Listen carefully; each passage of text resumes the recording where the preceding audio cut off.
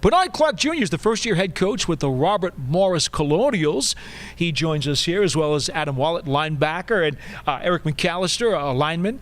I was just glad that Adam did not decide to tackle me on his way up the stage. He had over 100 tackles last year, and certainly one of the more dominant defensive players in this league. And I think that's what Coach Clark has got to be very happy about, because when you inherit a team that's got a guy like that on its roster, you kind of, hook your wagon to him, if I can get that out.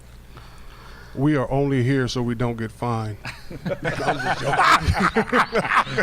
I'm just joking with you. I can get you some Skittles if you like. I'm just joking with you. No, you're absolutely right. The great thing about Adam is he has developed as a leader more than anything else. When we first showed up in the spring as a coaching staff, one of the guys that stood out in morning workouts was Adam, but also Eric was a young man that stood out for us also. Yep. What's it feel like? First year, head coach, a lot to put together, organization, learning the ins and outs of the players, the way things are done at Robert Morris, et cetera, et cetera. What has been the most difficult challenge of all? Probably the most difficult challenge is just getting the guys to understand that I care about them, because I'm getting after them pretty good more than anything else. But I feel they don't know that, they don't care what you know until you know that you care. You've heard that 100 times. But the thing that's been important is building the culture, trying to get the right culture there, trying to get our guys to understand that we care about you, we love you as people. We're not always going to like you, but we love you as people. We're trying to get this thing rolling, and these are the things we feel that's going to help us get it rolling. Coach Clark comes over after being the defensive coordinator at Albany, also a career with the Miami Hurricanes and in the NFL. And so we are very, very honored and privileged to have him in the league. Fellas, I want to ask you this, because I've heard now, rumor, little birdie tells me, that when he was up there at Albany, he always got his players to overachieve and to max out at all times. From what you've been able to learn from him to this point, what is it that brings out the best in you guys? What is it about him that does that? I mean, Coach Clark always brings a lot of energy, and honestly, if he told me to run through a wall, and I knew I couldn't run through it, but if he talked long enough and I listened enough, I would go ahead and try and do it. I mean, he just is that type of energy, that type of guy, and he'll really make you believe in yourself and try and do things you don't believe yourself you can even do. Same perspective? Yeah, definitely. Just going back to our first encounters in morning workouts, he kept himself accountable as well. That's one big thing. So, as he talks to us about keeping ourselves accountable, doing the right thing, all these different things, seeing that embodied in him and in the staff that he's put together as our coaching staff is something that really hits home and something that we can relate in our own lives and our own careers. Adam, I got to ask you this. Now, 3 years I've been doing it, I've never seen as many injuries as I've seen on your team. It's amazing. But defensively, you guys, despite the problems that have happened on the offensive side, I've certainly been in enough programs to see sometimes when that happens that there's some moaning and groaning and pointing the fingers, et cetera, et cetera. I never got that sense seeing with you guys. It always seemed like you guys continue to play as hard as you could and seem very, very supportive of the offense, which, quite frankly, was struggling at times. Yeah, one of the things on defense is, and college football, is just control what you can control. That's something our old coordinator really pushed for us. And then, luckily with this new staff, we're bringing it all together. We don't want it to be offense, defense, special teams. We're one team. Just on the way up here, Coach Clark, Eric, he's the offensive guy, I'm defensive guy. I want to give him a hard time and stuff, but that's not our mindset anymore.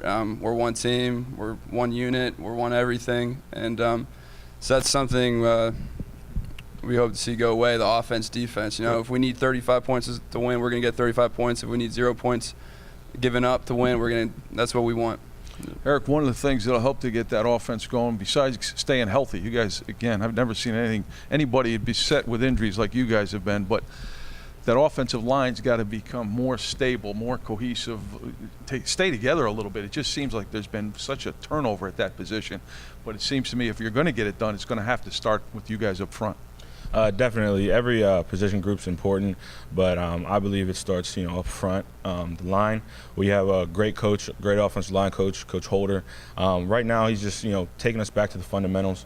We're just learning everything again, doing everything, the little things right, the right way, and hoping that eventually that'll just compound, and then we'll get to games on Saturdays, and everything will be second nature, and then we'll see that come to fruition. Coach, one of the things you've got to get squared away is your quarterback competition. I guess Jimmy Walker's the incumbent. I saw that LSU transfer Caleb Lewis is also on your roster. How do you think this thing is going to shake out during the course of the next month or so? But so far, it's been a great competition more than anything else. Jimmy is a returning starter more than anything else. But the great thing about Caleb, I recruited Caleb coming out of high school when I was at UAlbany. Okay. Caleb was a 4.6 student with a 32 ACT. He went to LSU on a presidential scholarship. So in 3 years, Caleb has graduated from college. So Caleb is right now going for his master's. So we got a guy who's the returning starter in Jimmy, but we also have a guy who's hungry, who hadn't played the last 3 years there. So he's still learning, and also Jimmy's still learning because we got a new offense that's going in. And so we got to make sure those guys are on the same page. But we feel like we got two great competitors that's going to bust their butts to get that starting job. Adam, it sounds like you got some competition in the classroom for the first time maybe in a while. That's right, academic All-American over there in Wallet. What was the schedule or the plan that you wanted to implement in terms of how you wanted to get things done the first couple of months? Then, okay, now it's July. Then it's going to be September. What are the litmus tests for you as you take over this program in your first season?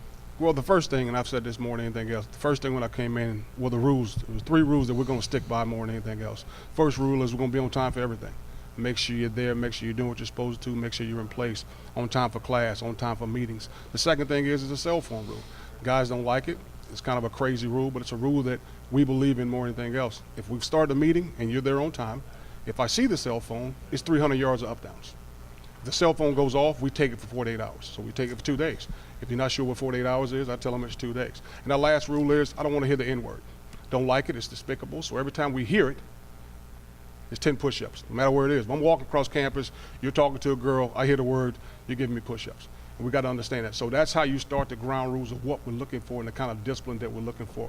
And we just went on from that page more than anything else. And all the coaches have come on board with what I believe in. So we came together. The first thing I did in my first staff meeting was thank all the coaches for joining me on this journey, trying to get things going and trying to help the coaches understand that we got to show these players how much we care about them as people and how much we want them to grow as people, not just on the football field. We're trying to create better men, better husbands, and better fathers for the world and not just for a football program.